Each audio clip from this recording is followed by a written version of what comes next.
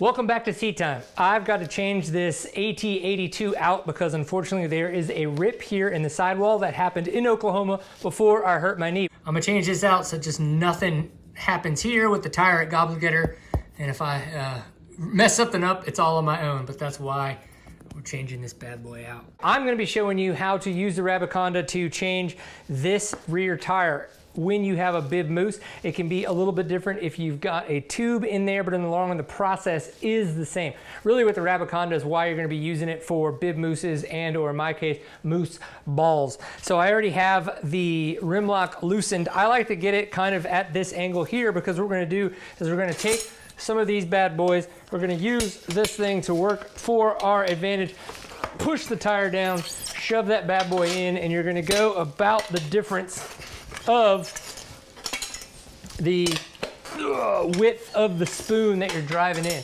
So this guy right here, let's just call it 3-4 inches. Gonna go about that width. Sometimes this goes really well and sometimes it doesn't. So we'll see how this goes for me in this case right now. But what's gonna happen is we're trying to use all of these to pull the bead off of the rim, and so it's gonna suck this guy in this direction.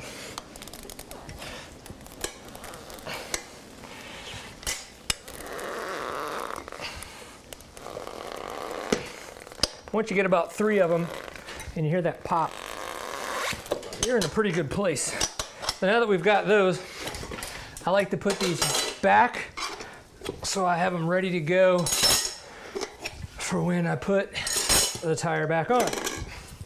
So that's step 1, is now that we're using that to help break the bead. The other piece of the Rabaconda that's really nice is you want to make sure now that section that we just took off, we're going to put here underneath this scoop and then use this bad boy to help push it down. And again, a rim lock now, because of the way we did that, is kind of right across from the arm that we're using here to lever it down with.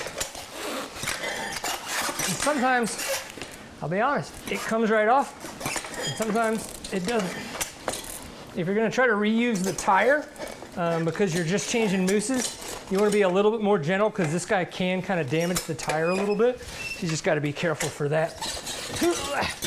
And in this case, it'll get a little caught on the rim lock, and that's it. So now this is off, right? Go ahead, take this off. What I'm going to do is I'm going to switch my mousse balls over to the new tire, which is right over here, and we're going to come back and we're going to put this guy on.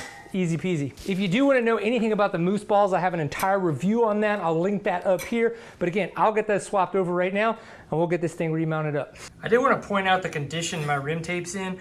I'm not going to change it for this one right now because in the long run, we're just going to let this ride because I need to get some new mousse balls. But this is obviously past where you want it to be because you're hoping to make sure that it covers up the edges of the nipples. So if anything goes south, it's all on me. But I just wanted to show you guys the condition. This is when you should fix and replace this. I just don't have any tape to do it with. Got everything swapped over into the 82 for the mousse balls, and make sure that you get the direction right. So I've got the rear brake up right now. I do that just because the rear brake is a little bit smaller than the rear sprocket, something less to catch your fingers on and knuckles. In the long run, if you do get a bunch of gook on it, just clean it with some brake cleaner and you should be good in that regard. With the 82, it is directional. So again, you want to make sure that you have the correct direction going the right way. So soft going this way, rear brake's in the thing, tire's gonna go that way. Awesome. So what I like to do, now this probably won't go nearly as smooth as it normally could, but in the long run, you're gonna want to latch the bead into the rim, also with the rim lock, right? So you're gonna kind of try to squeeze it on in that regard. And you're gonna get, sometimes you can do 2, sometimes you can do 3, whatever it works out. You can also use soapy water. I'm not gonna do that right now, and we're gonna see how that goes, but I'm using my body to kind of push the tire into the rim lock, and then I'm using the curved part of those spoons to really push down in this regard. Now, sometimes you can get this to stay. Sometimes it wants to pop off and hit you in the face. I'm telling you, man, it's gonna go one way or the other when you're trying to get into this. So find yourself something that works, hold it over, get into that thing,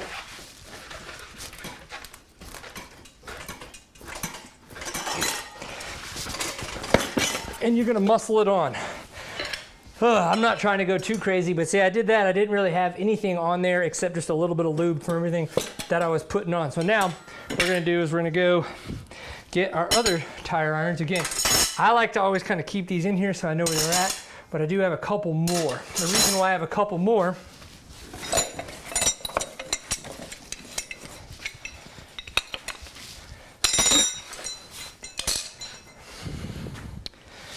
okay, I have a couple more tire irons because what happens is we want to make sure we get the bead set into the rim. So there's, you know, the walls of the rim, and then there's the inside of the rim. And that's where the bead needs to be to make sure that it gets on and so you don't break the bead. So what I do is I bring the rim lock here so it's sitting right very on the other side of this guy. And then I start with that.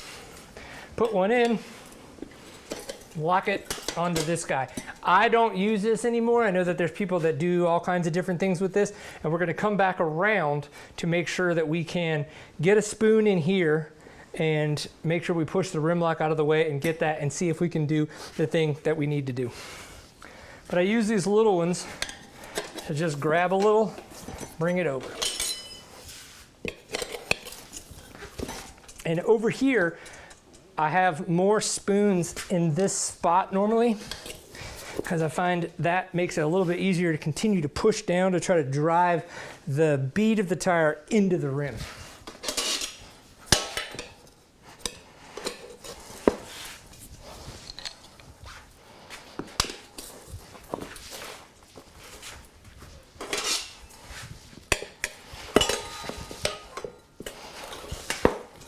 Okay, so now that I'm here, typically what I like to do is, so I've got 3 spoons left. So I'll come over here and I'll try to get one set up here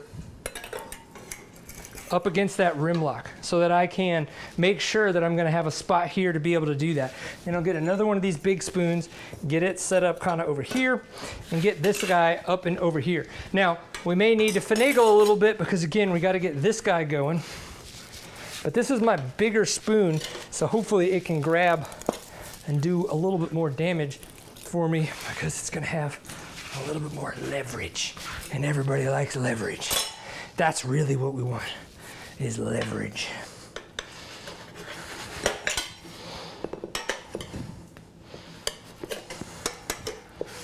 So again, I've got these 2 spoons ready to go, and then this one ready to push up against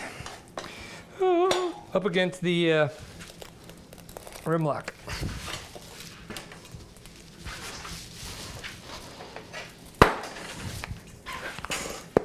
Boom. And so just because I took a little bit more time and had that set up, it really wasn't that big of a deal to get there. And I know it probably would be better to have an overhead shot, but I really just wanted to do this really quick as I was getting ready for Gobbler Getter. Now it's all about pulling the spoons out, trying to get the bead to set. I don't worry about that too much. Sometimes the bead doesn't set for me using air, and I just go ride the thing, hit the brakes a couple times, hit the gas a couple times, and the bead will set for me. I know everybody's got different processes for that. Right now we're gonna tighten the rim lock. We're gonna get this thing back on. I gotta change front tire and get ready for Gobbler Getter. Guys, if you have questions about this, let me know. If you've got better tips and tricks on how to do this, please leave those in the comments. Also, please subscribe. Please give this video a thumbs up. All of that thing helps, right? There's gonna be a pinned comment down below that's gonna lead over to the Substack where you guys can support Sea Time if you wanna do that. I did close the shop. If you've been around, you know the things. Guys, just enjoy getting Sea Time. If nothing else, we'll see you for the next one. Peace.